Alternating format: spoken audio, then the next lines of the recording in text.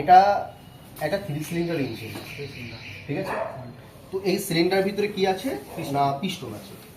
এই পিস্টনগুলো সিলিন্ডার ভিতরে কি করে, ওঠানামা করে, আপ ডাউন করছে। তো যখনই আপ ডাউন করবে তো পিস্টনটা যাতে ফ্রিভাবে আপ ডাউন করতে পারে তার জন্য দেখো পিস্টন ওয়াল আর সিলিন্ডার ওয়ালের মধ্যে একটা গ্যাপ রাখা হয়েছে। এই গ্যাপটাকে কি বলবো আমরা, পিস্টন ক্লিয়ারেন্স। ক্লিয়ার? এবার এই গ্যাপটা থাকলে কি হবে, গ্যাপটা থাকলে কিন্তু লিকেজ করবে। লিকেজ করবে তো যখন আমরা কম্প্রেসর স্ট্রোকের সময় পিস্টন কি করবে, কম্প্রেস করবে, তখন দেখা যাচ্ছে ঠিকঠাক প্রেসার ক্রিয়েট হবে না, লিকেজ করবে, তাহলে পাওয়ার জেনারেট হচ্ছে না। তাহলে গ্যাপটাকে কি করতে হবে, সিল করতে হবে। গ্যাপটাকে সিল করা হয়েছে পিস্টন রিং এর দ্বারা। পিস্টন রিং, তো এটা তো পিস্টন, এইগুলো পিস্টন রিং গ্রুপ বলা হয়।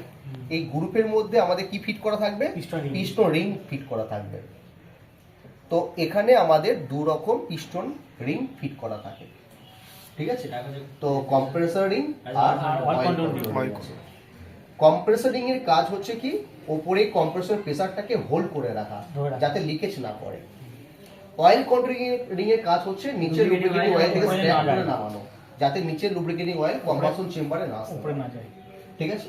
বেশ, এই পিস্টন যখন ওঠানামা করবে তখন তো একটা ফ্রিকশন হবে, তাই তো, মানে ক্ষয় হবে। তো এই কোথায় ফ্রিকশন হবে, পিস্টন ওয়াল, মানে সিলিন্ডার ওয়াল আর পিস্টন রিং এর মধ্যে কিন্তু ফ্রিকশন তৈরি হবে।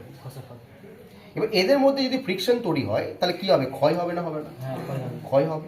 কে কে ক্ষয়ে যাবে, রিং ক্ষয়বে এবং সিলিন্ডারটা ক্ষয়বে, তাই তো, রিং ক্ষয়বে আর সিলিন্ডার ক্ষয়বে।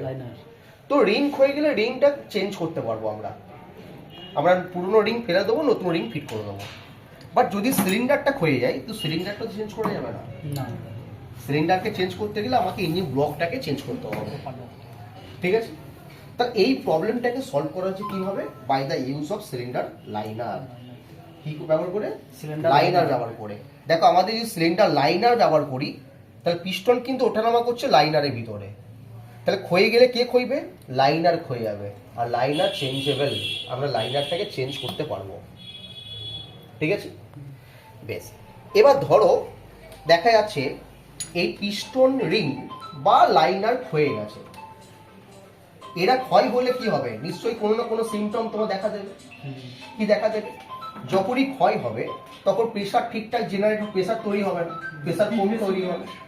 প্রেসারটা কম তৈরি হয়ে যায় মানে কি, সেখানে দেখা যাচ্ছে আমার এয়ার কন্ডিশন লিকেজ করবে, ফুয়েল ঠিকঠাক বার্নিং হবে না, তাই না, ফুয়েলটা ঠিকঠাক বার্নিং হচ্ছে না, এটা হবে।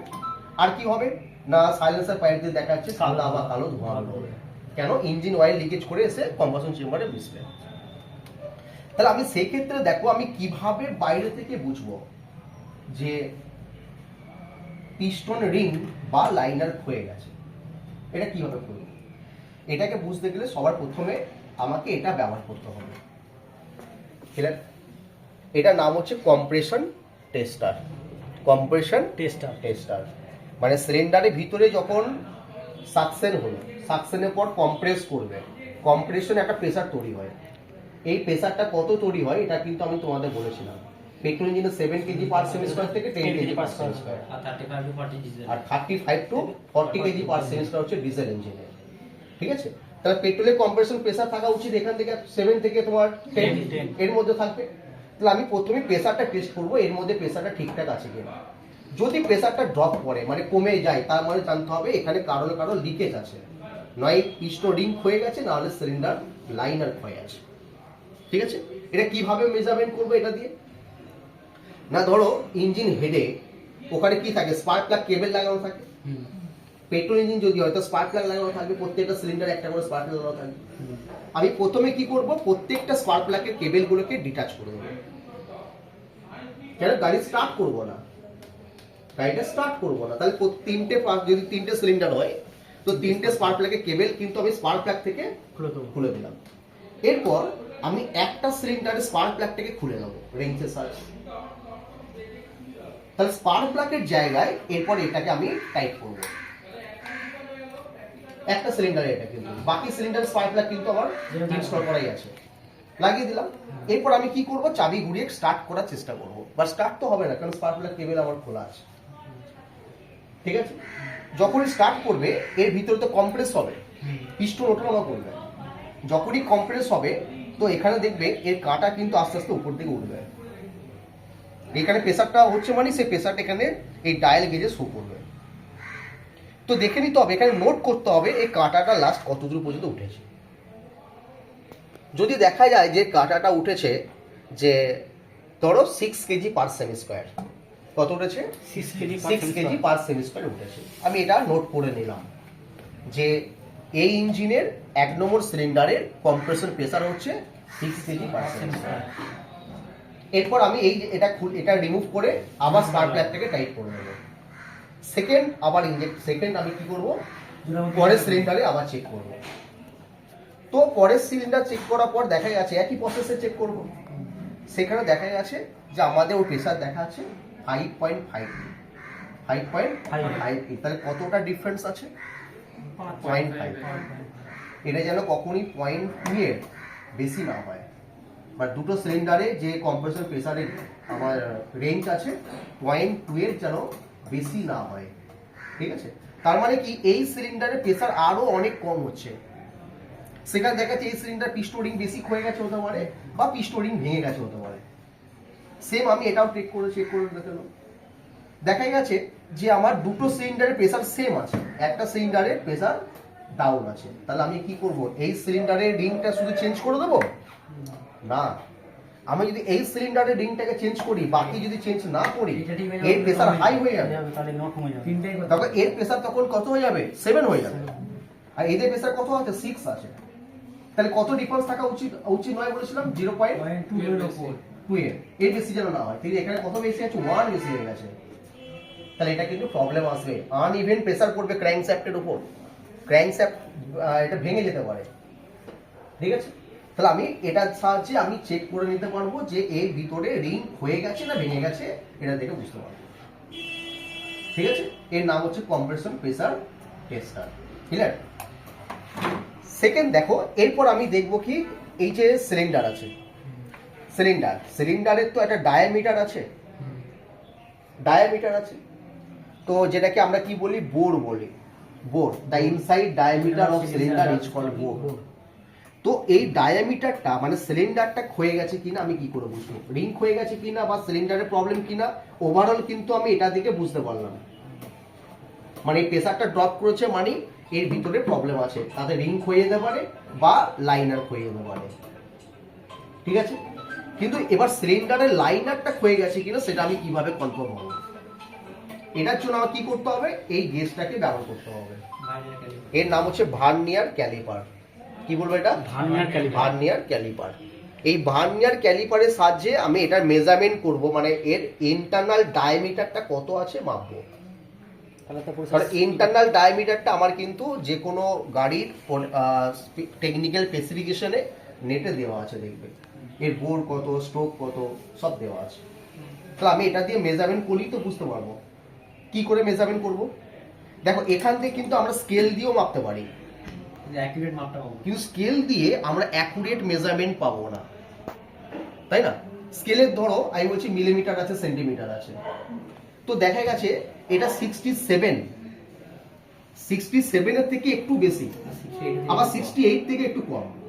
যদি এরকম ফিল হয় তাহলে আমরা তখন কি ধরে নিই? 0.5 ধরে নিই, মিডিলটা ধরে নিই, 67.5 বলে দিলাম। কিন্তু এমন তো হতে পারে যে 67.5 এর কম আছে বা 5 এর বেশি আছে, তো ওটা দিয়ে আমরা অনুমান জাস্ট গেস করে আমরা কিন্তু বলে দিতে পারছি যে একদম অ্যাকুরেট মাপ বললাম না, তাই না? 67 আর 68 এর মাঝখানে যদি হয় তাহলে আমরা কিন্তু 67.5 ধরে নিচ্ছি গেস করে, বাট অ্যাকুরেট কিন্তু মেজারমেন্ট আমরা পেলাম না। তো অ্যাকুরেট মেজারমেন্ট পেতে গেলে আমাকে এই স্কেলটা ইউজ করতে হবে, এর নাম হচ্ছে ভার্নিয়ার ক্যালিপার। তো ভার্নিয়ার ক্যালিপারে দেখো আমাকে প্রথম এটা দিয়ে মেজারমেন্ট যখন করব আমাকে এটা দেখে নিতে হবে যে ভার্নিয়ার ক্যালিপারটা অ্যাকুরেট আছে কিনা। সেটা কি করে বুঝবো?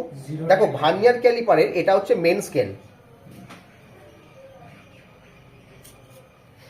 এই স্কেলটা হচ্ছে মেন স্কেল, বড় যে স্কেলটা আছে এটাকে মেন স্কেল বলছি আমরা, আর এটা হচ্ছে ভার্নিয়ার স্কেল বলা হয়, ভার্নিয়ার স্কেল। ঠিক আছে, আচ্ছা এই দুটো হচ্ছে জ, তবে এটা ফিক্স জ, এটা মুভেবল জ। এই জটা মুভ করে, এই যে মুভ করছে, সেম এইদিকেও তাই, এই জটাকে আমরা কি জ বলবো?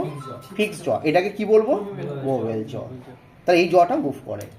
তাহলে ভার্নিয়ার স্কেলে এটা মেন, আর এটা হচ্ছে ভার্নিয়ার স্কেল, ঠিক আছে? আর এটা অ্যাডজাস্টিং নাট, এগুলো দিয়ে অ্যাডজাস্ট করা হয় বা টাইট করা হয়, লক নাট যেটাকে বলছি আমরা। তো আমি এর কি মেজারমেন্ট করব? ডায়ামিটার। কার ডায়ামিটার? ইন্টারনাল না এক্সটার্নাল? ইন্টারনাল, মানে ভিতরে ডায়ামিটার মাপবো। দেখো ভিতরে ডায়ামিটার এটা দিয়ে, এই জটা দিয়ে আমরা আউটসাইড ডায়ামিটার মাপতে পারি, বাইরের যে কোনো পাইপ বলো যা কিছু বলো, এর আউটসাইড ডায়ামিটার কিন্তু আমরা এই জটা দিয়ে মাপতে পারবো। যেমন ধরো এটা, এই যে এরকম, ঠিক আছে? এটা আউটসাইড মাপতে পারছি। আর ভিতরের ইনসাইড ডায়ামিটার মাপতে গেলে এই জটা ইউজ করতে হবে। সেটা কিভাবে করব? ধরো এইভাবে আমি নিলাম, এই যে জয়ের এই পার্টটা আমার এই সিলিন্ডারে টাচ করবে এখানে, আর এই পার্টটা এই জায়গায় টাচ করবে, এরকম টাচ করেছে ধরো, ঠিক আছে? টাচ করার পর আমি এই লকটাকে টাইট করে দেবো। কেন? যাতে ভার্নিয়ার স্কেলটা মুভ না করতে পারে। লকটাকে টাইট করার পর এরপর ধরো আমি এর মেজারমেন্টটা নেবো। কিরকম মেজারমেন্ট নেবো? আমি প্রথমে দেখবো এই ভার্নিয়ার ক্যালিপারের যে জিরো পয়েন্ট আছে, এই জিরোটা কোন দাগের সঙ্গে ম্যাচ করেছে সেটা আমি ফার্স্ট নোট করব। ক্লিয়ার? এটা নোট করার পর তারপর আমাকে দেখতে হবে যে ভার্নিয়ার ক্যালিপারের মানে ভার্নিয়ার স্কেলের যে আমাদের মিলিমিটার যে দাগগুলো আছে আর মেন স্কেলে যে দাগগুলো আছে, এখানে কিন্তু টোটাল যে কোনো একটা দাগ কিন্তু ম্যাচ করবে, ম্যাচিং করবে। মানে এই যে স্কেলের দাগটা আছে, এই স্কেলের দাগের সঙ্গে কিন্তু একটা না একটা ম্যাচিং করবে, একদম পারফেক্ট ম্যাচিং হবে, একই লাইনে মিলিত হবে। সেটা কত নম্বর দাগটা, ঠিক আছে?